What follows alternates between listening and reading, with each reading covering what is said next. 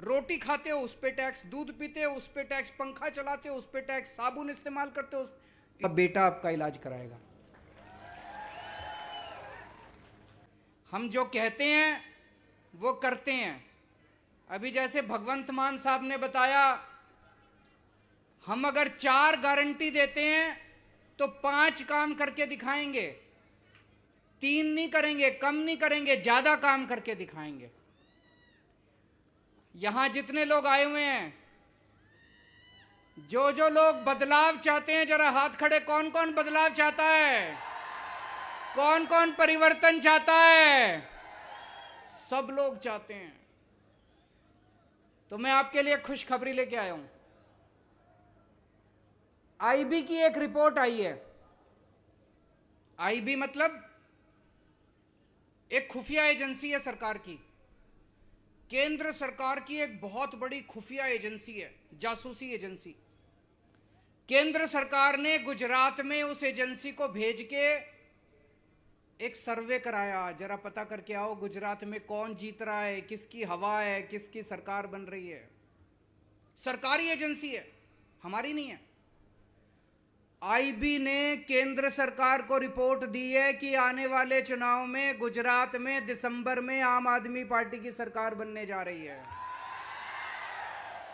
यह मैं नहीं कह रहा, खुफिया एजेंसी की रिपोर्ट कह रही है। लेकिन उस रिपोर्ट में लिखा है कि आम आदमी पार्टी की 94-95 सीट आ रही है। अभी किनारे पे है, बस थोड़ी सी जीत है, जीत रही है आम आदमी पार्टी, लेकिन 2-3 सीट से जीत रही है। अब आपको जिम्मेदारी लेनी पड़ेगी सबको।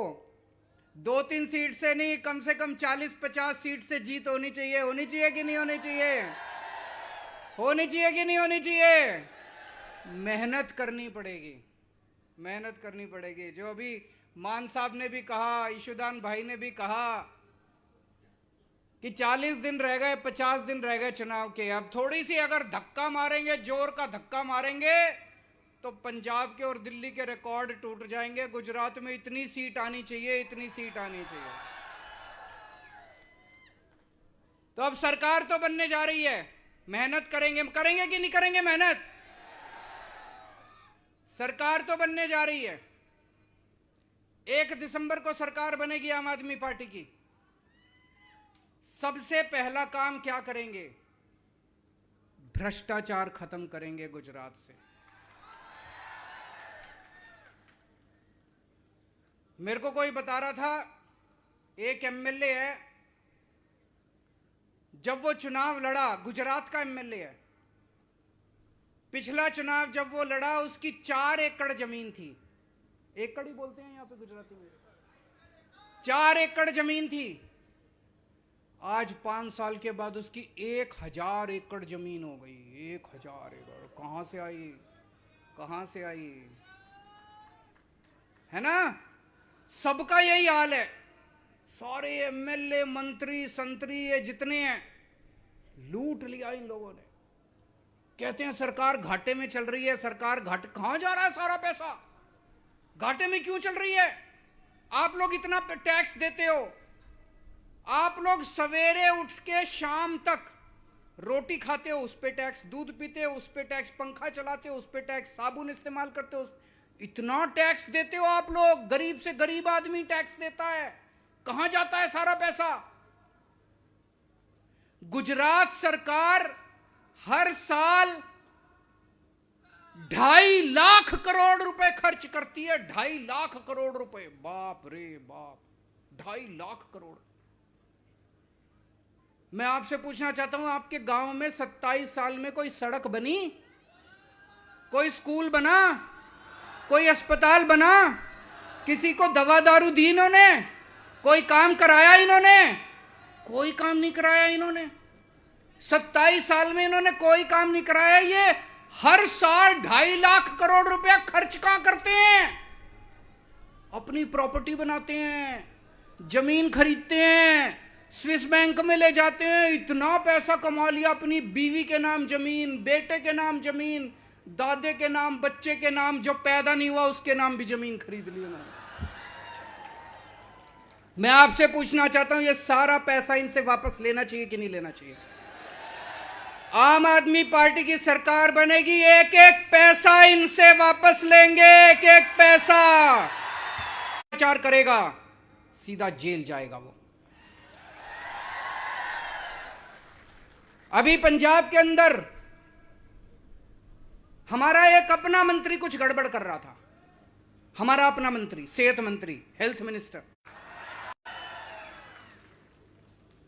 तो भ्रष्टाचार खत्म करेंगे, खूब पैसा बचेगा, खूब पैसा बचेगा, खूब पैसा बचेगा, खूब पैसा बचेगा। पैसे की कमी नहीं है, पैसे बहुत है सरकारों के पास, बहुत पैसा है इनके पास। उस पैसे से क्या करेंगे?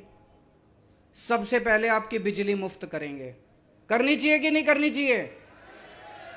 1 मार्च के बाद, महंगाई बहुत हो रही है, मेरे पास बहुत लोग आते हैं गुजरात से, कहते हैं कि सर बहुत महंगाई हो गई, घर का खर्चा नहीं चल रहा, बच्चे पालने को पैसे नहीं है, हर चीज महंगी होती जा रही है, आमदनी बढ़ती नहीं है, सैलरी तनख्वाह बढ़ती नहीं है। दिल्ली के अंदर और पंजाब के अंदर हमने लोगों की बिजली मुफ्त कर दी, और जितनी पुराने बिल थे, पुराने जैसे किसी का 70,000 बकाया था, किसी का 80,000 बकाया था, किसी का 1 लाख बकाया था, पुराने सारे बिल माफ कर दिए। अभी बिजली मुफ्त कर दी तो लोगों के 0 बिल आते हैं दिल्ली के अंदर और पंजाब के अंदर। 0 दिल्ली में लगभग 42 लाख लोगों के 0 बिल आते हैं, पंजाब में 50 लाख घरों के 0 बिल आते हैं। गुजरात के अंदर 0 बिल चाहिए कि नहीं चाहिए? 1 मार्च के बाद से नोट कर लो, 1 दिसंबर को सरकार बनेगी, 2-3 महीने लगेंगे सारी कार्रवाई पूरी करने में। 1 मार्च से गुजरात के लोगों के 0 बिजली के बिल आया करेंगे। ये दोनों पार्टियां मेरे को खूब गाली दे रही हैं, कह रही हैं केजरीवाल फ्री की रेवड़ी बांट रहा है, केजरीवाल फ्री बिजली क्यों देता है, केजरीवाल फ्री बिजली क्यों देता है। गुजरात के मुख्यमंत्री को हर महीने 5,000 यूनिट बिजली मुफ्त मिलती है। गुजरात के मंत्रियों को हर महीने 4-4 हजार यूनिट बिजली मुफ्त मिलती है। गुजरात के मुख्यमंत्री को बिजली फ्री मिले तो कोई बात नहीं, गुजरात के मंत्री को बिजली फ्री मिले तो कोई बात नहीं, गुजरात की जनता को 300 यूनिट बिजली मुफ्त मिल जाए तो इनको मिर्ची लगती है। अगर मुख्यमंत्री को बिजली फ्री मिलती है, मंत्री को बिजली फ्री मिलती है, तो जनता को मिलनी चाहिए कि नहीं मिलनी चाहिए? आपको बिजली मुफ्त देंगे। 1 मार्च से आपका बिजली का बिल 0 आया करेगा। दूसरा काम करेंगे, 18 साल से ऊपर की जितनी महिलाएं हैं, जितनी बेटियां, जितनी बहनें, जितनी माएं, हर महिला के अकाउंट में हर महीने 1-1 हजार रुपए डलवाया करेंगे। जितनी महिलाएं बैठी हैं, जितनी अपने परिवार में सब लोग बोल देना, 18 साल से ऊपर की जितनी महिलाएं हैं, अगर उनका बैंक अकाउंट नहीं है तो बैंक अकाउंट खुलवा लें। सरकार बनने के बाद हर महिला के अकाउंट में हर महीने 1-1 हजार रुपए डाला करेंगे। ये लोग इस पे भी मेरे को खूब गालियां देते हैं, कहते हैं महिलाओं को पैसे देने की क्या जरूरत है। दोस्तों, आपको भी पता होगा, बहुत सारे लोग मैं देख रहा हूं बहुत गरीब परिवारों के हैं। कई ऐसी बेटियां हैं, पैसे की कमी के कारण उनकी पढ़ाई छूट जाती है, कॉलेज के पैसे देने के नहीं है पिताजी के पास, बस का किराया देने के लिए नहीं है पिताजी के पास। अगर उस बेटी के जेब में 1000 रुपए जाएंगे तो वो अपनी पढ़ाई पूरी कर लेगी कि नहीं कर लेगी? कितनी ऐसी बहनें हैं, महंगाई की वजह से वो अपने बच्चों को दूध नहीं पिला पाती, वो अपने बच्चों को सब्जी नहीं खिला पाती, वो अपने बच्चों को ठीक से पढ़ा नहीं पाती। ऐसी बहन की जेब में 1000 रुपए जाएंगे तो वो अपने बच्चों को ठीक से पाल सकती है कि नहीं पाल सकती? तो 1000 रुपए हर महिला को हम उसके अकाउंट में देंगे। मैं सभी महिलाओं को कहना चाहता हूं, हवे तुम्हारे चिंता करवानी जरूरी नहीं। तुम्हारो भाई આવી ગયો છે।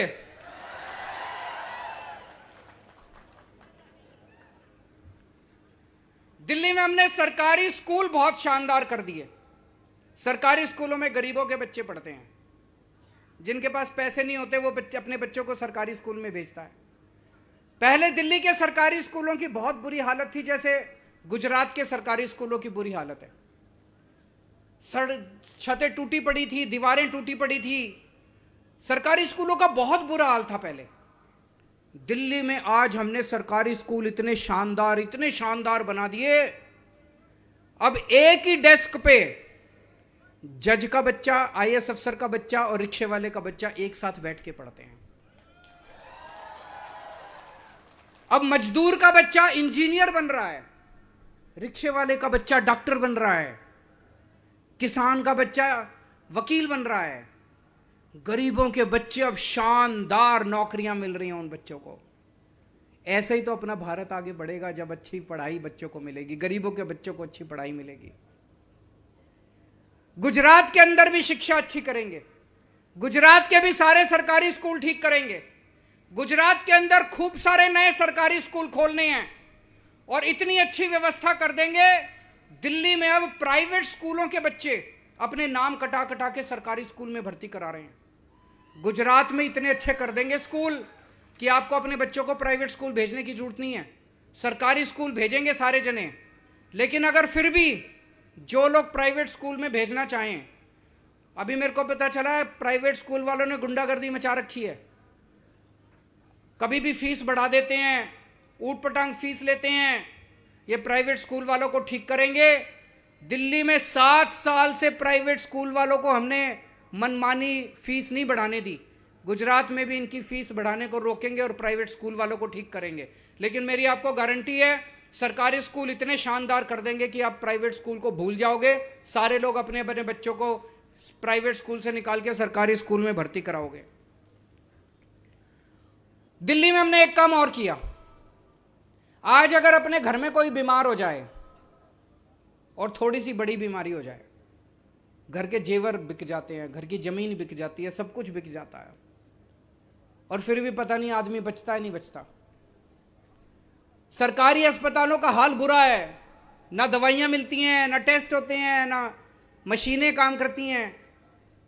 पहले दिल्ली में भी यही हाल था।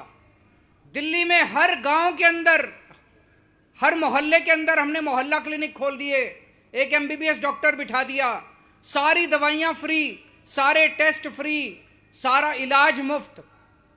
बड़ी बीमारी हो तो बड़े बड़े सरकारी नए खूब सारे अस्पताल बना दिए, शानदार अस्पताल, प्राइवेट से भी ज्यादा अच्छे अस्पताल। अब हमने दिल्ली के अंदर दिल्ली की 2 करोड़ जनता का, हर आदमी का इलाज हमने मुफ्त कर दिया, चाहे अमीर हो चाहे गरीब हो। गुजरात के अंदर होना चाहिए कि नहीं होना चाहिए?